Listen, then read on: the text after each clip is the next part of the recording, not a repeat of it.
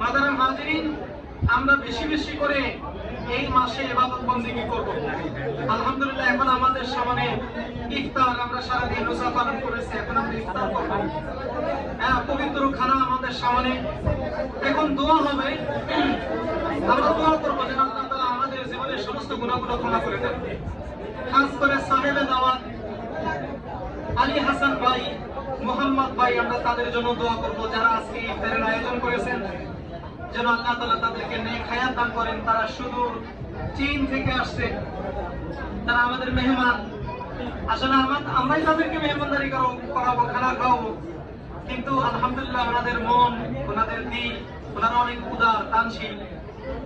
তো ওনারা আমাদের জন্য ইফতারের আয়োজন করছেন। আমরা তাদের জন্য দোয়া করবো যেন আল্লাহ তাআলা তাদেরকে নেক হায়াত দান করেন, দীর্ঘজীবী করেন। পৃথিবীর বিভিন্ন প্রান্তে তারা চলাফেরা করে, যেন সর্বরকমের বিপদ মুসিবত থেকে আল্লাহ তাআলা তাদেরকে যেন রক্ষা করেন। এজন্য আমরা তাদের জন্য দোয়া করবো যেন আল্লাহ তাআলা তাদেরকে হায়াত দারাজ করেন, নেক হায়াত দান করেন। আমরা কেউ কথা না বলি। মেহমান বলতেছেন যে বিশেষ করে বর্তমান আমরা সকলেই অবগত আছি, ইরানে যুদ্ধ চলতেছে। সারা বিশ্বের মুসলমানদের উপরে নির্যাতন, নিপীড়ন চলতেছে। তো মুসলমানদের জন্য, খাস করে ইরানের মুসলিমদের জন্য ভাইজান দোয়া চেয়েছেন যেন আল্লাহ তাআলা সহজের মুআমালা করেন, যেন আল্লাহ তাআলা মুসলিম বিশ্বকে আল্লাহ তাআলা হেফাজত করেন, মুসলমানদেরকে যেন আল্লাহ তাআলা বিজয়ী দান করেন। বিশেষ করে মুসলমানদের জন্য দোয়া হবে, সকল মুসলমানদের জন্য দোয়া হবে। তো আমরা কথা না বলি, ইনশাআল্লাহ দোয়া থেকে মোতাওয়াজ্জ হই। অত্র মসজিদের খতিব সাহেব দোয়া চেয়ে কিছু কথা বলেন।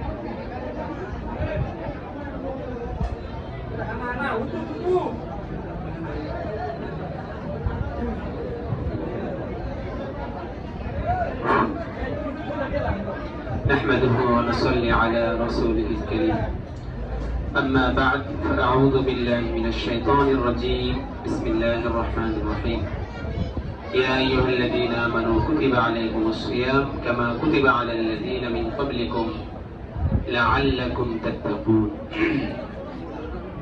صدق الله العظيم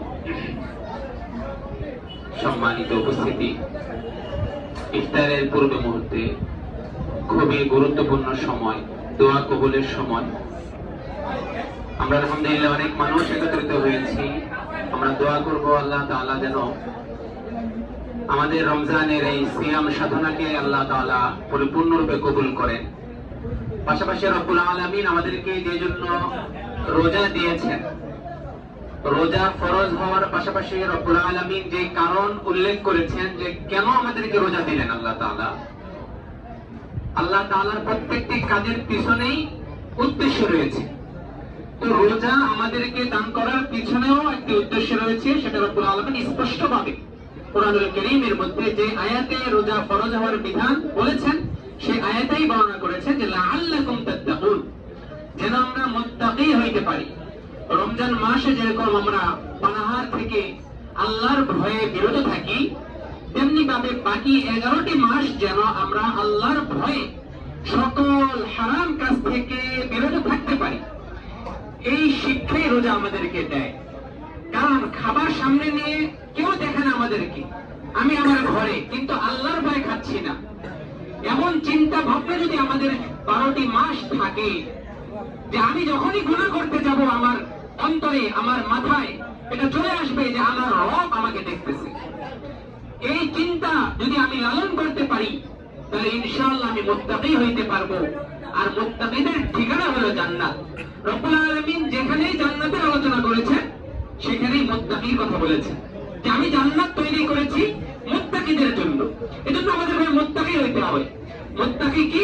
আল্লাহকে ভয় করে চলা, সকল বিষয়ে আল্লাহকে ভয় করে চলা, দুনিয়ার মানুষের ভয় না, আল্লাহর ভয়ে প্রত্যেকটি পদক্ষেপ গ্রহণ করা, প্রত্যেকটি ক্ষেত্রে আল্লাহকে ভয় করে চলা, আল্লাহর রাসূলের তরিকা অনুযায়ী জীবনকে এরকম সুসজ্জিত করা, এটাই হলো মুত্তাকির গুণ। এজন্য ভাইয়েরা আমার, আমরা যেই নবীর উম্মত, আল্লাহ তাআলা আমাদেরকে যেই নবীর উম্মত বানিয়েছেন, আল্লাহ তাআলা সেই নবীকে সর্বদিক থেকে শ্রেষ্ঠত্ব দান করে আমাদেরকে দিয়েছেন, যেন কোনো মানুষ রাসূল সাল্লাল্লাহু আলাইহি সাল্লামের জন্ম থেকে নিয়ে শুরু করে কিয়ামত